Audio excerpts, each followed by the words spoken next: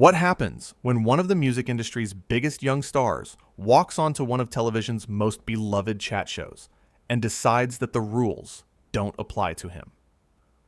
In just 32 seconds, a single comment would turn a friendly interview into the most shocking meltdown in late-night history. This is the story of how Louis Capaldi went from charming guest to persona non grata faster than anyone could have predicted. The evening started like any other taping of the Graham Norton show. The studio audience buzzed with excitement. The red couch sat empty, waiting for its guests. The cameras were ready. Everything seemed perfect. Graham Norton walked out to thunderous applause, his signature smile lighting up the stage. He waved to the crowd, settled into his chair, and began his opening monologue with the warmth and wit that had made him a household name for decades. "We have a fantastic show tonight," Graham told the audience, his eyes twinkling. "Incredible guests, amazing.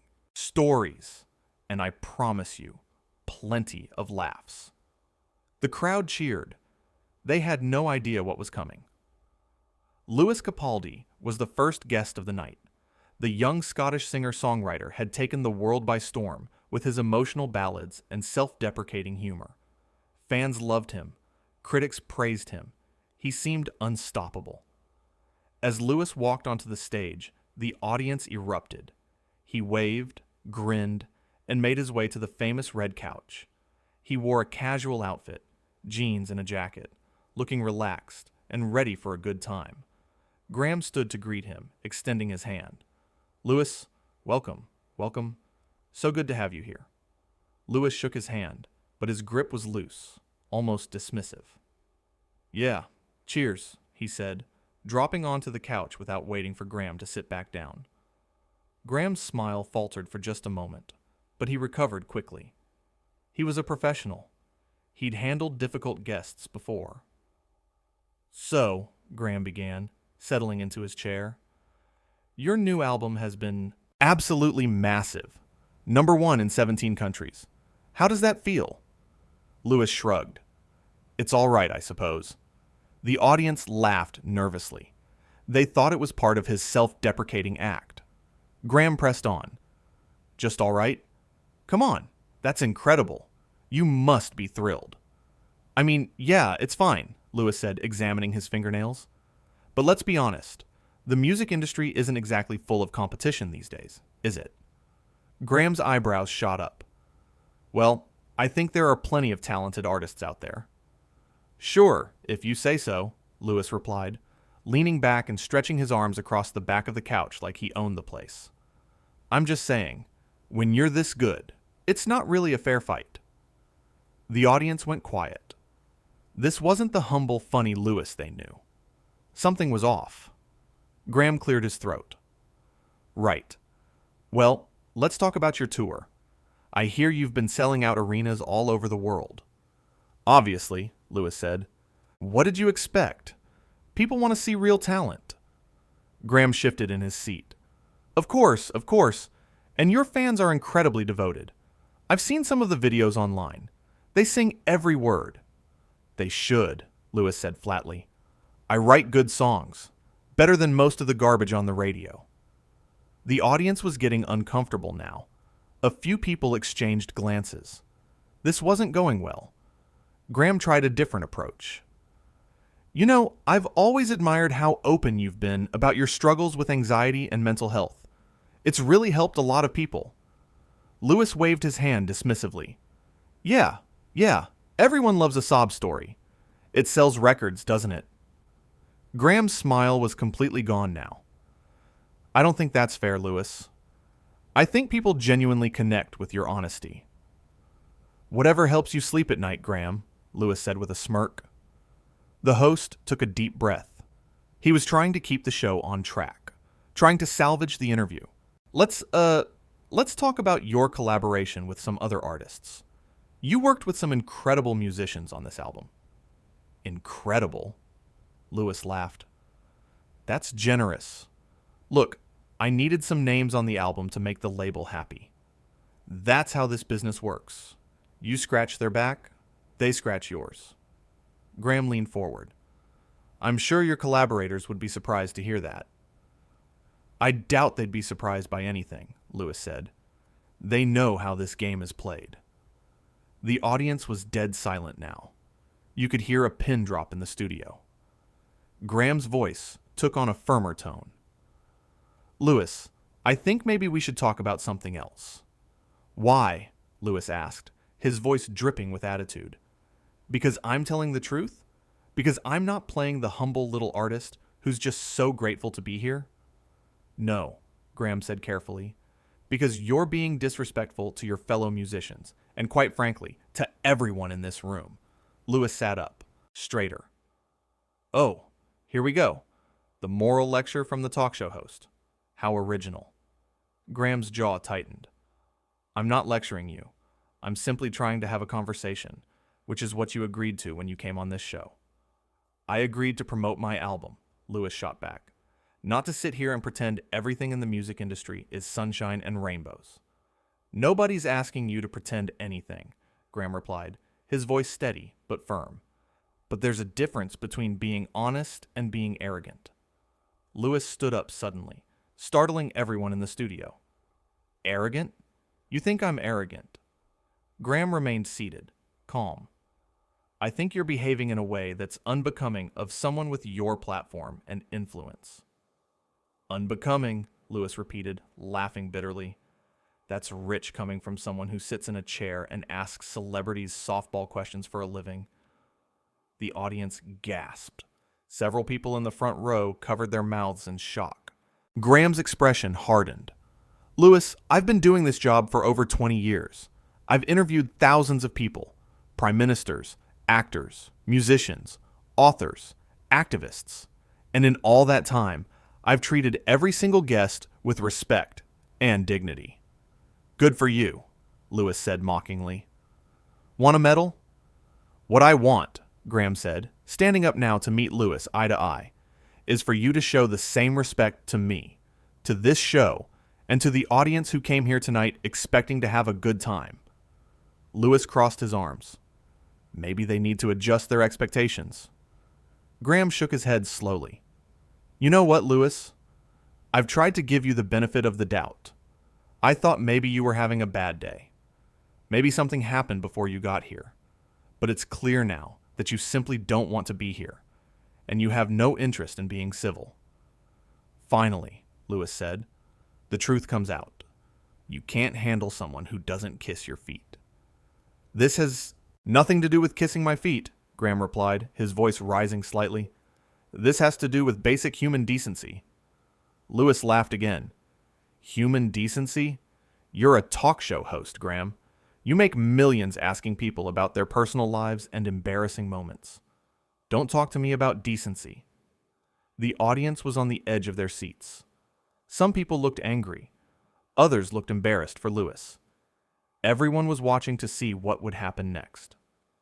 Graham took a step closer to Lewis. I make people feel welcome. I create a space where they can share their stories, promote their work, and connect with an audience. That's what this show is about. It's not about me. It's about the guests and the viewers. How noble, Lewis said sarcastically. St. Graham Norton, defender of the common people. Stop it, Graham said sharply. Just stop. You're making a fool of yourself. Am I? Lewis challenged. Or am I just the first person brave enough to call out this whole charade? Graham's eyes flashed. Brave? You think this is brave? Insulting people who've done nothing to you? Dismissing your own fans? Belittling your collaborators? That's not brave, Lewis. That's cowardly. Lewis's face reddened. How dare you? How dare I? Graham shot back. How dare you come onto my show and treat everyone with such contempt? The crew who set up this stage? The producers who booked you? The audience who took time out of their lives to be here? Me. We all deserve better than this. You know what your problem is, Graham, Lewis said, his voice getting louder. You've been doing this so long. You actually believe your own hype. You think you're special. You think this show matters. This show does matter, Graham said firmly. To the millions of people who watch it every week. To the guests who come here to share their passions and their work. It matters because it brings people together and gives them something to enjoy. Lewis scoffed. You're delusional. And you're arrogant, Graham countered. You've had some success, and you think that gives you the right to look down on everyone else. But let me tell you something, Lewis. Success without humility is just emptiness. And right now, you're showing everyone exactly how empty you really are. The audience murmured in agreement. Some people started clapping. Lewis looked around, seeming to notice the crowd's reaction for the first time. Oh, so now you're turning them against me? I'm not turning anyone against you, Graham said calmly. You're doing that all by yourself. This is unbelievable, Lewis muttered, running his hand through his hair. I come on your show to promote my album, and you attack me. I haven't attacked you, Graham said, his patience clearly wearing thin. I've asked you normal questions. You're the one who decided to turn this into a confrontation. Lewis pointed at Graham. You started it when you called me arrogant. You were being arrogant, Graham stated matter-of-factly. I called it what it was. And who made you the judge? Lewis demanded. Common sense made me the judge, Graham replied. Anyone watching this can see how you're behaving. Lewis looked at the audience again. Their faces were not friendly. You people don't know anything, he said to them. Graham stepped between Lewis and the audience. Don't talk to them like that. They've done nothing wrong. They're sitting there judging me, Lewis said. Because you're being judgmental yourself, Graham pointed out. You can't expect people to treat you well when you treat them poorly. Lewis's face twisted in anger. I don't need this. I don't need you. I don't need any of this. Then why did you come? Graham asked simply. The question hung in the air. Lewis opened his mouth, closed it, then opened it again. Because my label made me. Well, maybe your label should reconsider who they're promoting, Graham said quietly. Lewis's eyes went us wide. What did you just say? You heard me, Graham said. Talent means nothing if you can't treat people with respect. And right now, you're showing a complete lack of respect for everyone around you. You can't talk to me like that, Lewis said, his voice shaking with anger. I just did, Graham replied calmly. Lewis took a step toward Graham. You think you're so much better than me? Graham didn't back down. I think I know how to conduct myself professionally, and I think you need to learn the same lesson. Professionally? Lewis spat. You're insulting me on national television. I'm responding to your behavior, Graham corrected. There's a difference. Lewis threw his hands up. This is insane. You're insane. I'm perfectly sane, Graham said. What's insane is watching someone throw away their reputation in real time over nothing. Over nothing, Lewis repeated incredulously. You called me arrogant. You said I was empty. You told me I need to learn lessons. That's not nothing. All of those things are true based on how you've acted tonight, Graham said steadily. If you don't like hearing it, maybe you should change your behavior. Lewis's hands clenched into fists at his sides. I've had enough of this. Good, Graham said, because so have I. Lewis stared at him. What's that supposed to mean? Graham turned to someone off camera. Can we get security, please? The audience gasped again, louder this time. Lewis's mouth fell open. You're kicking me off? Yes, Graham said without hesitation. This interview is over. You can't do that, Lewis protested. I absolutely can, Graham replied. This is my show, and I will not allow anyone, regardless of how famous they are, to treat people this way. Lewis looked around wildly, as if searching for support. This is ridiculous. You're being ridiculous. No, Graham said firmly. You've been ridiculous. You've been rude, dismissive, and insulting from the moment you sat down. I gave you multiple chances to turn this around, and you chose not to take them. 2 security guards appeared at the edge of the stage. Lewis pointed at them. You're really doing this? You're really throwing me out? I am, Graham confirmed, because you've made it clear you don't want to be here, and frankly, We don't want you here either. Lewis's face went from red to pale. You'll regret this. I doubt it, Graham said quietly. But you might. The security guards approached Lewis carefully. Sir, we need you to come with us, please. Lewis looked at them, then at Graham, then at the audience. For a moment, it seemed like he might apologize, like he might realize what he'd done. But instead, he laughed. This is going to be everywhere, Lewis said. Everyone's going to hear about this. I'm sure they will, Graham said, and they'll see exactly what happened here tonight. Lewis shook his head. You have no idea what you've just done. I know exactly what I've done, Graham replied calmly. I've stood up for myself and for everyone else in this room.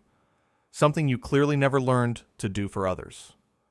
Lewis opened his mouth to respond, but one of the security guards gently touched his elbow. Sir, please. For a long moment, Lewis just stood there, staring at Graham with an expression that mixed anger, shock, and something that might have been shame. Then, without another word, he turned and walked toward the exit, the security guards flanking him on either side. The audience watched in complete silence as Louis Capaldi left the stage. As he disappeared through the doorway, a strange tension lifted from the studio. People started whispering to each other. Some were shaking their heads in disbelief. Graham stood alone on the stage, watching Lewis go. Then he turned back to the audience and let out a long breath. Well, he said, his voice breaking the silence. That was unexpected. The audience erupted, not with boos or jeers, but with applause. They stood up, clapping and cheering for Graham, supporting him, showing him that they understood what had just happened and that they were on his side. Graham held up his hands, trying to quiet them down. Please sit down. It's all right. But the applause continued for several more seconds before people finally began to settle back into their seats. Graham adjusted his jacket and sat back down in his chair. He looked directly into the camera, his expression serious. I want to apologize to everyone watching at home. That's not how we do things here. That's not what this show is about. Someone in the audience shouted, "You did the right thing!" Others murmured in agreement. Graham smiled slightly. Thank you. I appreciate that. But I want to be clear. This show has always been about creating a fun, welcoming space for guests and viewers alike. What you just saw was not fun, and it was not welcoming, and I couldn't let it continue. The audience applauded again, more gently this time. We have other wonderful guests here tonight, Graham continued, and I promise you, we're going to have a great show. But I needed to address what just happened, because I never want anyone to think that behavior like that is acceptable. A woman in the front row called out, "We love you, Graham." Graham laughed, a real laugh that seemed to release some of the tension he'd been holding. I love you too. All of you. You're wonderful. He paused, collecting himself. You know, I've been doing this show for a long time. And in all those years, I've met so many incredible people. People who are kind, generous, funny, talented. People who understand that success is not just about what you achieve, but about how you treat others along the way. The audience listened intently. Lewis is a talented musician, Graham said carefully. Nobody can take that away from him. But talent alone is not enough. We need to be good people too. We need to be kind. We need to be respectful. And when we fail to do that, there are consequences. More applause rippled through the crowd. Graham stood up again. Right, enough of that. Let's move on. Let's have the show we all came here for. Let's celebrate the amazing guests who actually want to be here and who know how to have a good time. The audience cheered enthusiastically. Our next guest, Graham said, his voice regaining its usual warmth and energy, is an absolute legend in the world of film. You know her, you love her, and trust me, she's nothing like what we just experienced. The crowd laughed and clapped. As the show continued, the atmosphere in the studio completely transformed. The tension evaporated. The laughter returned. Graham was back to being his charming, witty self, and the remaining guests were delightful. But nobody in that studio would forget what had happened. Nobody would forget the moment when Louis Capaldi walked onto that stage thinking he was untouchable, and walked off having learned a very hard lesson. The cameras had caught everything. Every dismissive comment. Every insulting remark. Every moment of escalation. And when the show aired, millions of people would see it all. They would see a young star letting fame go to his head. They would see him disrespect a beloved host, insult other artists, and treat an audience with contempt. And they would see Graham Norton, a man who had built his career on kindness and humor, stand up and say enough. It was a moment that reminded everyone watching that actions have consequences, that being talented doesn't give you permission to be terrible. That respect is not optional, it's essential. Graham handled the rest of the show with grace and professionalism. He made his other guests feel welcome. He made the audience laugh. He did his job exactly the way he always had, with warmth and skill. But there was an extra layer of respect in the room now, an understanding that Graham Norton was not just a friendly face on television. He was someone with principles, someone who would stand up for what was right, even when it was difficult. When the show finally wrapped and the cameras stopped rolling, Graham thanked the audience for being there. He thanked them for their support and for understanding what had happened. And they gave him one final standing ovation before filing out of the studio, already talking about what they'd witnessed. Backstage, the crew gathered around Graham. They told him he'd done the right thing. They told him they were proud to work on the show. They told him that Louis's behavior had been unacceptable and that nobody blamed Graham for what happened. Graham thanked them all, but privately, he felt a mix of emotions. He wasn't happy about what had transpired. He took no joy in kicking someone off his show, but he knew it had been necessary. He knew that allowing that behavior to continue would have sent the wrong message to everyone watching. As he left the studio that night, Graham thought about all the interviews he'd done over the years, all the wonderful conversations, all the genuine moments of connection, and he hoped that this one unfortunate incident wouldn't overshadow all of that. But he also knew that sometimes the most important thing you can do is stand up for yourself and others. Sometimes you have to draw a line and say, this is not okay. And that's exactly what he had done. The episode would air in a few days. The clip would go viral within hours. People all over the world would watch Louis Capaldi's shocking behavior and Graham Norton's measured, firm response. There would be debates about whether Graham had been too harsh or not harsh enough. There would be think pieces about celebrity entitlement and professional boundaries. But in that studio, on that night, there was only one thing that mattered. Graham Norton had maintained the integrity of his show.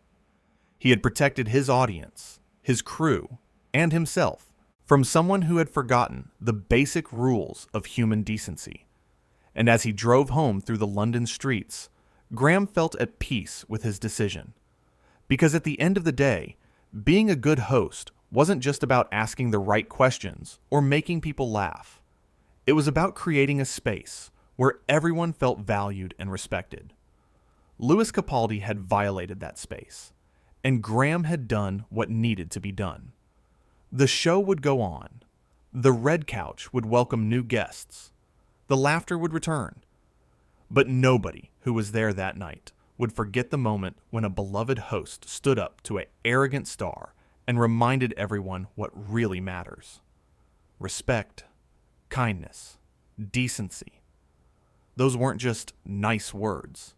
They were the foundation of everything Graham Norton had built, and he had proven in the most dramatic way possible that he would never compromise on them. Not for anyone. Not for any reason. Not ever.